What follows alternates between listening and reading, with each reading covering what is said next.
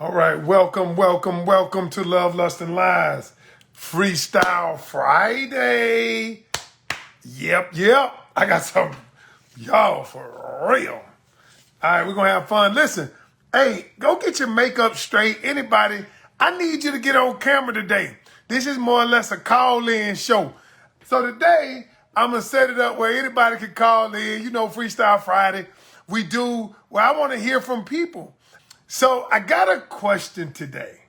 The topic is, all right, so here's the question for Freestyle Friday.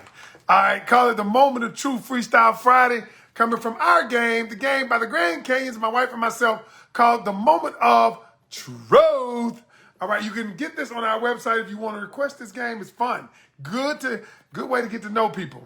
All right, you can get this game, the regular one, and you can get the sex version called the Moment of Truth Sexy version. You better learn how to get to know these people before you give them that thing, all right? But this is one of the questions in this today. So I wanted people to join in with me on this. You know, if y'all wasn't scared, you weren't scared. So I'm going to tell you what happened. So here's what happened. So this guy, I know this guy. He finds out he's been married to his wife. And his wife, he finds out that they've been 10 years in the game.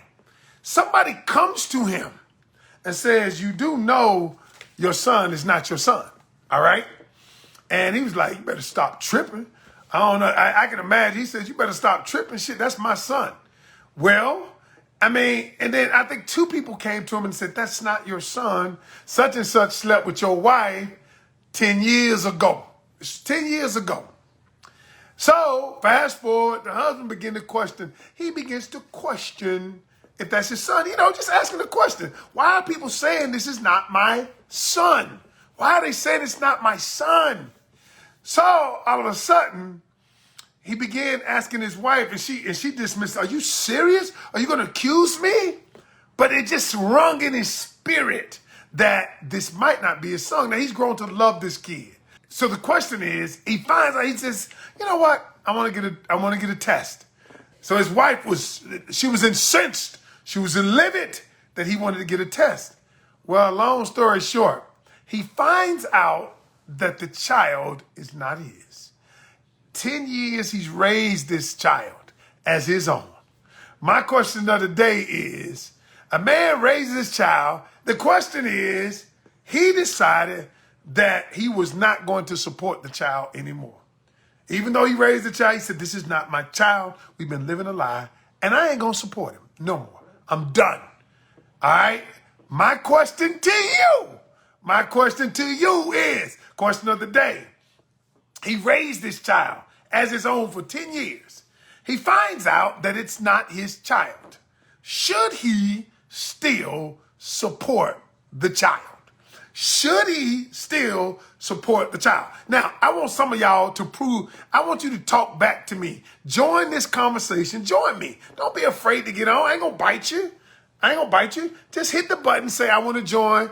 And Ken, I want to discuss this with you. And I'll be glad to click you in. All you got to do is turn your phone sideways or AKA horizontal.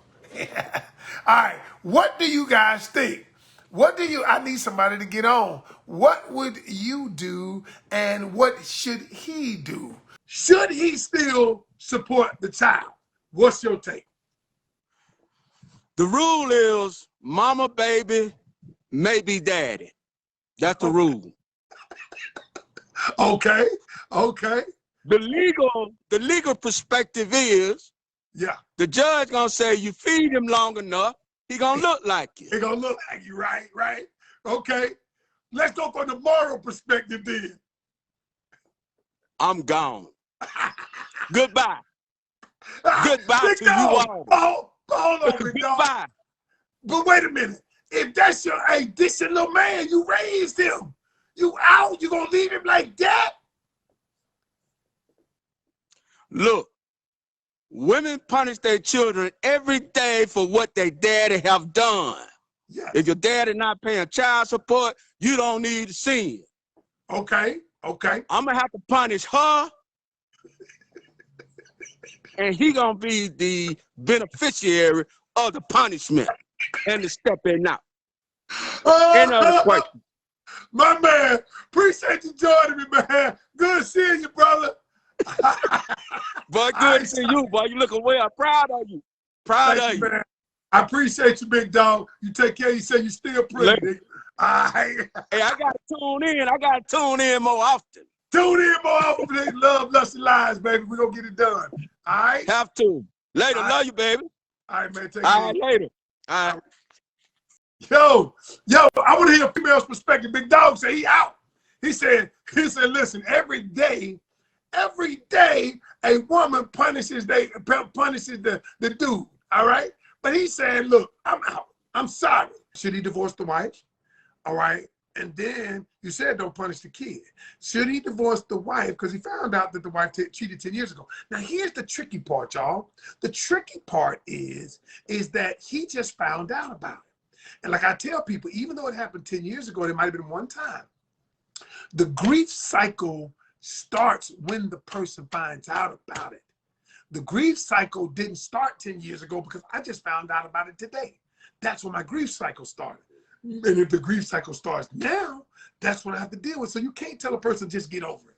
You can't just be like, just get over it. Just get over it. You can't do that. All right. And so that's the part that we got going wrong.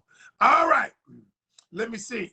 Ebony says your child should know the truth so he won't blame you when he gets older if you don't keep it real. I agree. I agree, Ebony. But the thing about it is, you're right. But she felt like, now, y'all, we know what happened.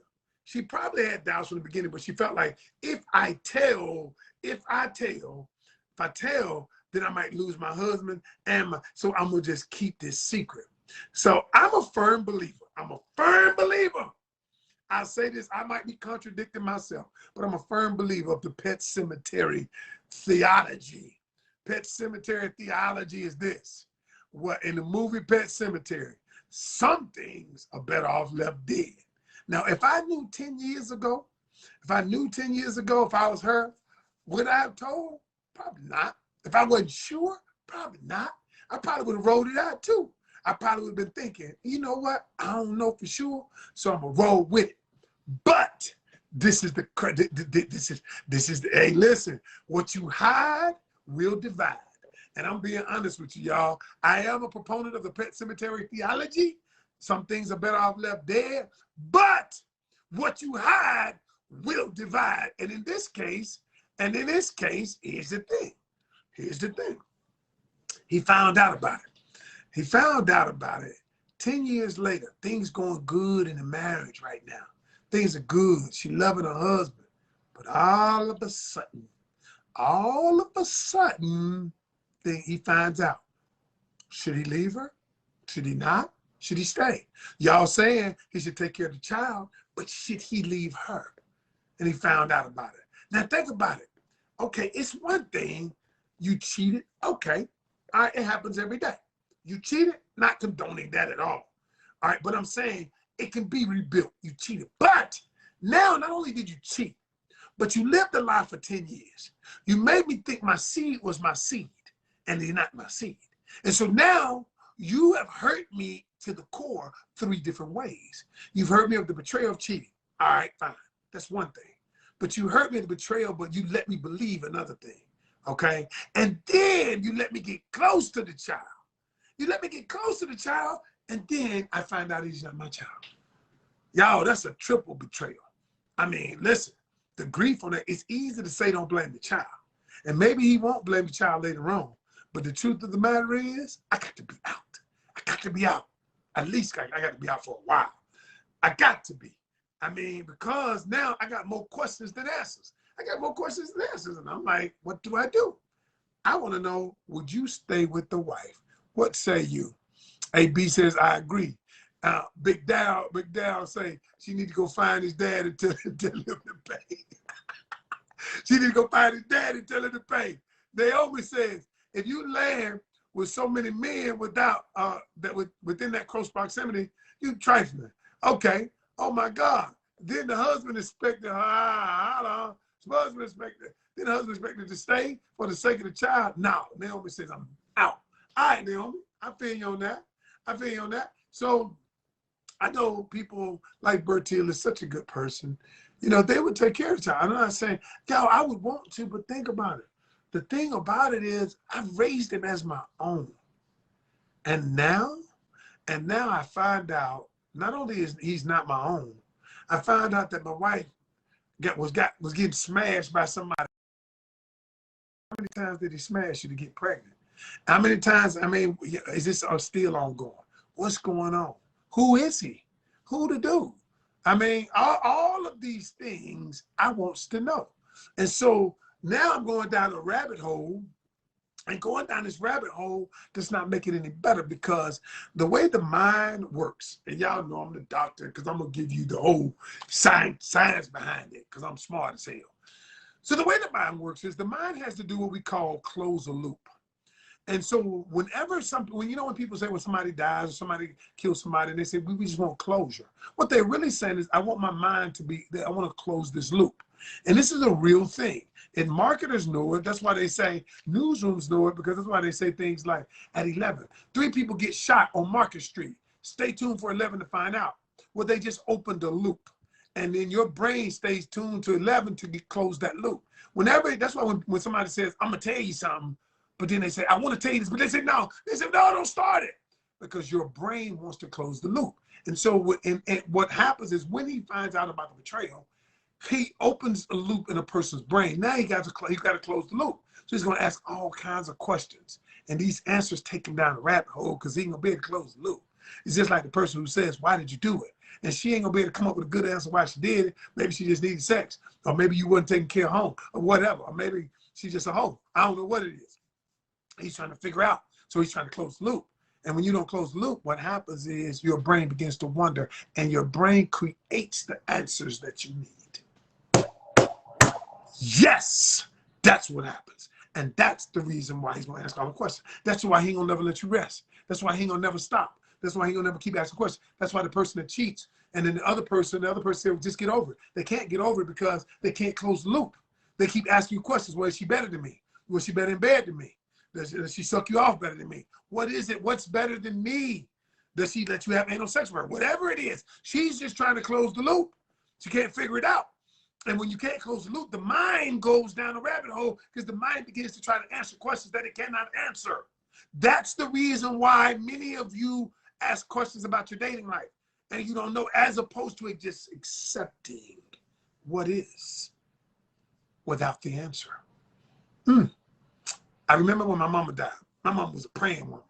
And she was like one of them kind of people that always prayed, always in church. And then when she got sick and she never got healed, I kept asking the question. God, why? And then when she died, I decided, and y'all, this was hard. I wasn't going to ask why no more, because why was taking me down a rabbit hole that I could never find the answer to. And what it was I just couldn't close the loop.